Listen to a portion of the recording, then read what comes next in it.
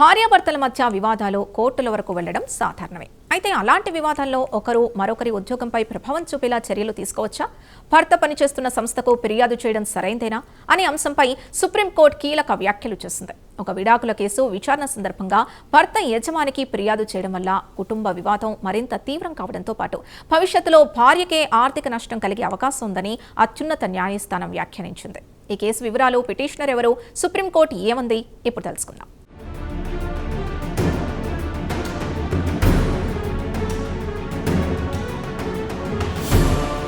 భార్యాభర్తల మధ్య న్యాయ పోరాటంలో కీలకమైన అంశంపై సుప్రీంకోర్టు ఇటీవల దృష్టి సారించింది. Justice B V Nagarathna, justice R మహదేవన్లతో కూడిన సుప్రీంకోర్టు ధర్మాసనం ఒక బదిలీ పిటిషన్ విచారణ సందర్భంగా ఈ వ్యాఖ్యలు చేసింది. ఈ కేసులో భార్యాభర్తల మధ్య వివాహ సంబంధాల వివాదాలు కొనసాగుతున్నాయి. భార్య తన భర్త పనిచేస్తున్న ఎయిర్ ఫోర్స్ ఆఫ్ ఇండియా సంస్థకు లేఖ రాసి అతనిపై ఫిర్యాదు చేసిన అంశం కోర్టు దృష్టికొచ్చింది. ఈ సందర్భంగా ధర్మాసనం వ్యాఖ్యానిస్తూ వివాహ వివాదాల్లో భాగంగా భర్తకు ఉద్యోగమిచ్చిన వారిని సంప్రదించే విధానం సరైనదా అనే ప్రశ్నను లేవనెత్తింది.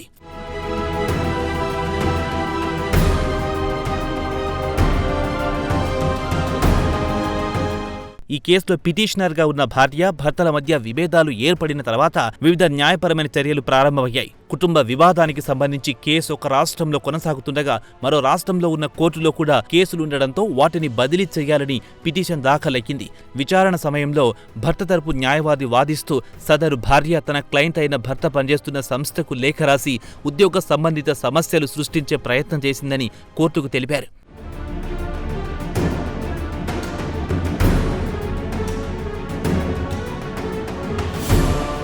దీంతో కోర్టు తీవ్ర స్వరంతో స్పందించింది. భర్త ఉద్యోగం పోయినా లేదా అతని వృత్తిపరమైన జీవితం దెబ్బతిన్నా దాని ప్రభావం చివరకు భార్యపై కూడా పడే అవకాశం ఉందని ధర్మాసనం పేర్కొంది. ఎందుకంటే విడాకుల తర్వాత భార్యకు లభించే భరణం, ఆర్థిక సహాయం లేదా ఇతర హక్కులు భర్త ఆదాయంపై ఆధారపడి ఉండొచ్చని కోర్టు అభిప్రాయపడింది.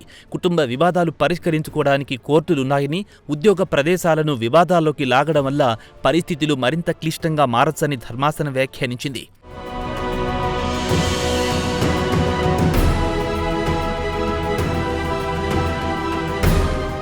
భర్త ఉద్యోగం చేస్తున్న సంస్థకు ఫిర్యాదు చేయడం ద్వారా అతని వృత్తిపరమైన ప్రతిష్టకు నష్టం కలిగే అవకాశం ఉందని కోర్టు పేర్కొంది. ఇలాంటి చర్యలు కుటుంబ వివాద పరిష్కారానికి సహాయపడకుండా ప్రతీకార ధోరణికి దారితీసే అవకాశం ఉందని అభిప్రాయపడింది.